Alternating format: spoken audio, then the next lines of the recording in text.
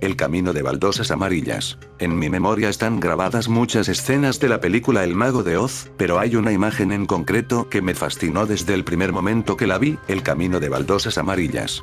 Un camino que Dorothy debe seguir si quiere llegar a su destino, la ciudad Esmeralda. Pero siempre me pregunto qué hubiese pasado si Dorothy hubiese seguido un camino distinto, y si hubiese seguido las baldosas rojas.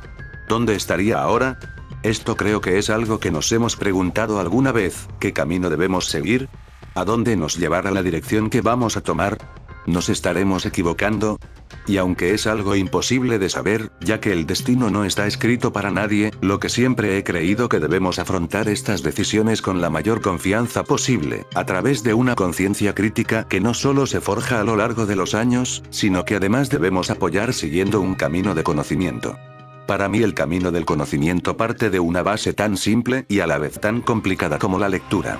Simple porque para mí es tan fácil como respirar y complicado porque no siempre apreciamos el valor de lo que estamos leyendo, porque la lectura es poderosa, debe considerarse un arma, la cual puede cambiar pensamientos, creencias, que puede provocar movimientos o destruirlos. Pero siempre debe tener un fin, mejorar la conciencia crítica del mundo que nos rodea. Aunque El Mago de Oz es tremendamente percibido como un cuento de hadas para niños, es casi imposible no atribuir a la búsqueda de Dorothy un significado simbólico. Como todas las grandes historias, los personajes y los símbolos de El Mago de Oz se puede dar una segunda capa de interpretación que puede variar en función de la percepción del lector. Muchos análisis han aparecido a lo largo de los años que describe la historia como un manifiesto ateo, mientras que otros vieron en él como un ascenso del populismo. Sin embargo, es mediante la comprensión del fondo filosófico de la autora y las creencias cuando uno puede realmente comprender el verdadero significado de la historia. L. Frank Baum, autor de El Mago de Oz, era un miembro de la Sociedad Teosófica, que es una organización basada en la investigación oculta y en el estudio comparativo de las religiones. Baum tenía un profundo conocimiento de la teosofía y, conscientemente o no, hizo del Mago de Oz una alegoría de las enseñanzas teosóficas. ¿Qué es la teosofía? La Sociedad Teosófica es una organización oculta, basado principalmente en las enseñanzas de Helena P. Blavatsky, que trata de extraer las raíces comunes de todas las religiones a fin de formar una doctrina universal. Pero tal vez sea conveniente indicar de manera inequívoca que las enseñanzas, no obstante fragmentarias e incompletas, que figura en estos volúmenes, no pertenecen ni a la hindú, la de Zoroastro, el caldeo, ni la religión egipcia. Ni con el budismo, el islam, el judaísmo ni el cristianismo exclusivamente. La doctrina secreta es la esencia de todos ellos. Surgido de que en sus orígenes, los diversos sistemas religiosos se fusionan ahora en su elemento original, de los cuales cada misterio y dogma ha crecido, desarrollado y materializado. H. P. Blavatsky, la doctrina secreta. Los tres objetivos originales de la Sociedad Teosófica, según lo establecido por Blavatsky, juez y Olcott, sus fundadores, son los siguientes. En primer lugar, para formar un núcleo de la fraternidad universal de la humanidad, sin distinción de raza, credo, sexo, casta o color. En segundo lugar, fomentar el estudio comparativo de la religión, la filosofía y la ciencia. En tercer lugar, investigar las leyes inexplicables de la naturaleza y los poderes latentes en el hombre. Los inquilinos principales de la teosofía son minuciosamente descritos en las obras de Blavatsky, Isis sin velo y la doctrina secreta. En el centro de las enseñanzas teosóficas son los mismos inquilinos que se encuentran en muchas otras escuelas ocultistas. La creencia de la presencia de provocar un divino en toda persona que, con la disciplina y el entrenamiento adecuado, puede conducir a la iluminación espiritual y un estado de la piedad virtual. Otro principio importante que se encuentra en la teosofía es la reencarnación. Se cree que el alma humana, como todas las otras cosas en el universo, va a través de 7 etapas de desarrollo. Las escrituras teosóficas proponen que las civilizaciones humanas, como en otras partes del universo, se desarrollan cíclicamente en 7 etapas. Blavatsky postuló esto de la humanidad entera, y en efecto cada mónada humana que reencarna evoluciona por una serie de 7 razas de raíz. Así, en la primera edad, el espíritu de los seres humanos eran puros, en la segunda edad, que estaban sin sexo, seres que habitan en el continente perdido de Hiperbórea. En la tercera edad los lemures gigantes fueron informados por impulsos espirituales dotándolos de la conciencia humana y la reproducción sexual. Los seres humanos modernos se desarrollaron finalmente en el continente de la Atlántida. Dado que la Atlántida fue el punto más bajo del ciclo, la quinta edad actual es una época de despertar dones psíquicos de la humanidad. La expresión psíquica aquí realmente significa la realización de la permeabilidad de la conciencia, ya que no se había conocido antes en la evolución, si bien percibido por algunas personas más sensibles de nuestra especie. El objetivo final es, por supuesto, nuestro regreso al estado de la divinidad de la que hemos surgido. Los mismos inquilinos, con variaciones sutiles, se puede encontrar en otras escuelas, tales como los Rosacruces, la masonería y otras órdenes de las enseñanzas de los misterios. L. Frank Baum, un teósofo notable. Antes de escribir El Mago de Oz, sin siquiera contemplar ser autor de cuentos para niños, Baum tuvo muchos puestos de trabajo. Uno fue el de redactor del Pionero de Aberdeen. En 1890, Baum escribió una serie de artículos introduciendo a sus lectores en la teosofía, incluyendo sus puntos de vista sobre Buda, Mahoma, Confucio y Cristo. En ese momento, él no era miembro de la Sociedad Teosófica, pero ya estaba mostrando una profunda comprensión de su filosofía.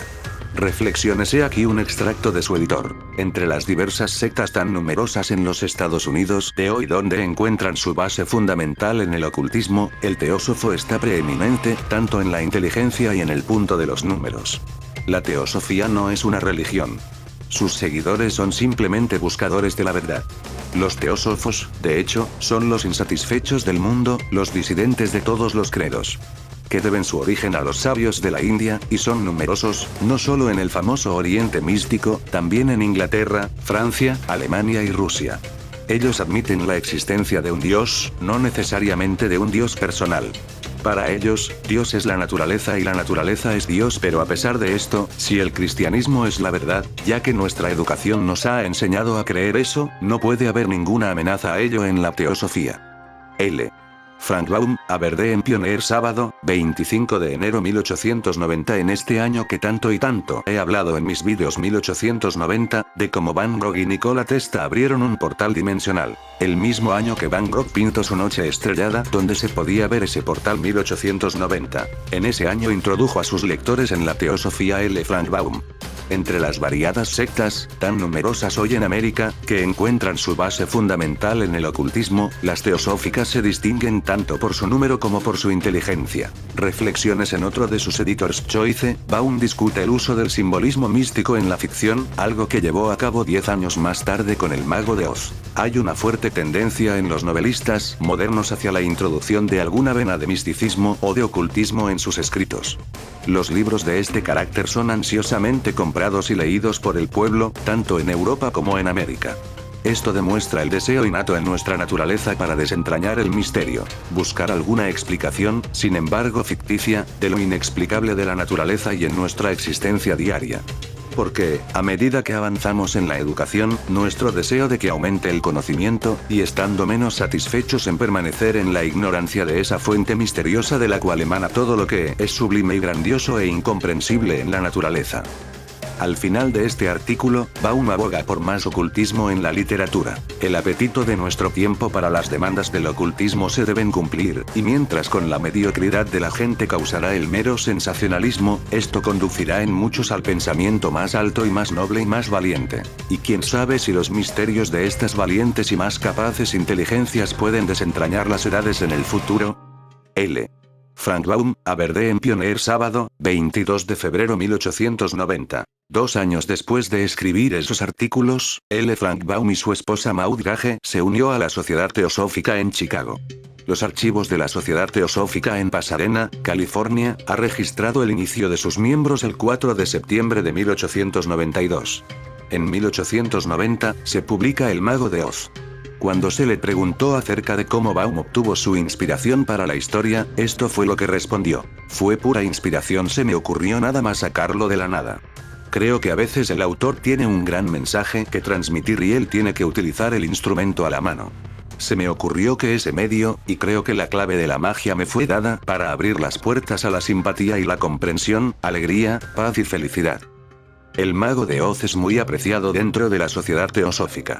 En 1986, la revista The American Theosophist reconoció a Baum ser un teósofo notable, cuyo fondo representa la filosofía de la organización. Aunque los lectores no han visto en sus cuentos de hadas su contenido teosófica, es significativo que Baum se convirtiera en un famoso escritor de libros para niños después de haber entrado en contacto con la teosofía. Las ideas teosóficas impregnan su obra y la inspiración proporcionada por ella. De hecho, El asistente puede ser considerado como una alegoría teosófica, impregnada por las ideas teosóficas de principio a fin. La historia llegó a Baum como una inspiración, y él aceptó con cierto temor, como un regalo de afuera, o tal vez desde lo profundo de él mismo. Si nunca has leído o visto El Mago de Oz y necesitas refrescar la memoria, aquí está un resumen rápido repaso de la película. La película sigue a Dorothy Gale de 12 años, Judy Garland, que vive en una granja de Kansas con su tía Em y su tío Henry, pero sueña con un lugar mejor somewhere over the rainbow. Después de ser golpeada por un marco suelto de una ventana y quedar inconsciente durante un tornado, Dorothy sueña que su perro Totó y la granja son transportados a la tierra mágica de Oz. Allí, la bruja buena del norte, Glinda Billy Burke, recomienda a Dorothy seguir el camino de baldosas amarillas hasta la ciudad Esmeralda y cumplir con el mago de Oz, quien puede devolverla a Kansas. Durante su viaje, conoce un espantapájaros, Ray Bolger, el hombre de hojalata, Jack Haley, y el león cobarde, Berdlar, que se unen a ella con la esperanza de recibir lo que les falta a sí mismos, un cerebro, un corazón y valor, respectivamente.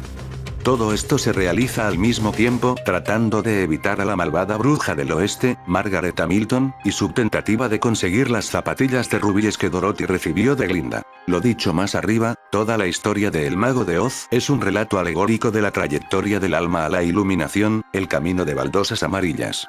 En el budismo, una parte importante de las enseñanzas teosóficas, el mismo concepto se conoce como el Golden Path, el camino de oro.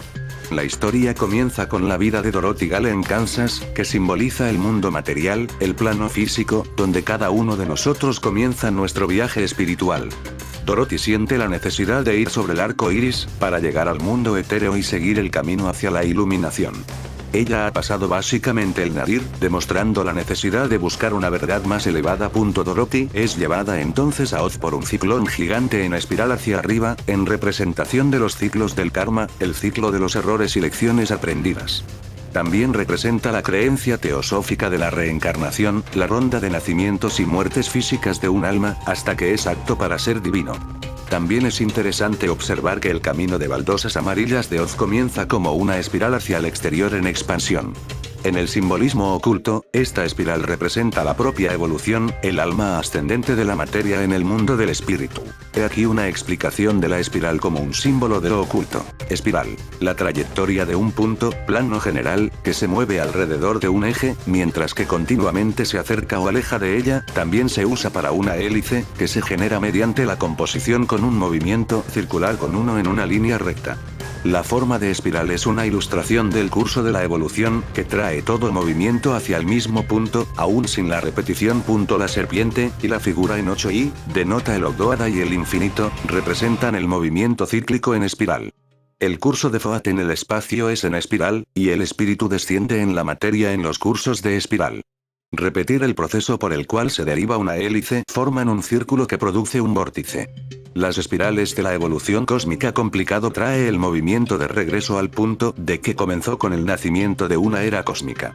El glosario enciclopédico teosófica. Antes de emprender su viaje, a Dorothy le dan los zapatos de plata, que representan el cordón de plata de las escuelas de misterio. Dorothy usaba zapatillas de rubí en la película debido a un cambio de última hora por el director, quien pensó que el color rubí parecía mejor contra el camino de ladrillos amarillos.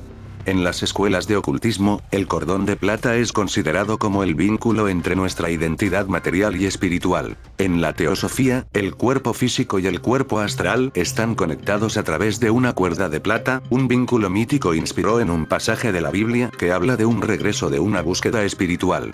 O alguna vez el cordón de plata se quiebra, dice el libro de Eclesiastés, entonces el polvo vuelva a la tierra, como era y el espíritu vuelva a Dios, que lo dio. En la propia escritura Frank Baum, el cordón de plata de los viajes astrales inspiraría a los zapatos de plata que conceden poderes especiales a quien los usa. Ocesos y Siris, Satanás. El autor del libro El Mago de Oz, L. Frank Baum, era un iniciado teosófico, cuya filosofía creada por la satánica Blavatsky A. Cisco Weller dice que fue iniciada en la masonería por el criminal Mazzini y que estaba controlada por el ocultista Víctor Michal. Baum murió significativamente en Hollywood, Sick, varita mágica, en 1919 y era hijo de un multimillonario petrolero Illuminati. Con estos antecedentes puedes imaginarte de qué va la historia. ¿Qué significa Oz? Pues Osiris, quien es Satanás, el mismo Baphomet que adoran los Illuminati y levantando montan obeliscos en su honor, obeliscos obligatoriamente traídos de Egipto. El camino amarillo en espiral es el trance transdimensional y el camino de oro Illuminati hacia la luz de Lucifer. El mago Marvel que sale en el filme cita a Osiris y al principio Dorothy cae en una pocilga y la salva un granjero, lo mismo que dicen los Amos Nkultra. Se cita a la esfinge como una maravilla y la frase ocultista in pluribus unum, en la multiplicidad está la unidad. El lugar está detrás de la luna, los Illuminati siempre adoran a la luna y más allá de la lluvia. En la película El tío de Dorothy, fíjate que no tiene padres, a los Amos los llaman tío Ronnie etc., como hacen las MK Ultra, ella mordió a su perro y luego dan un portazo a la bruja. Eso es una alusión a la sonorización con frase llave gatillo es mi culpa, es otra frase gatillo que dice Dorothy a su tía Elm, como es su culpa la torturan.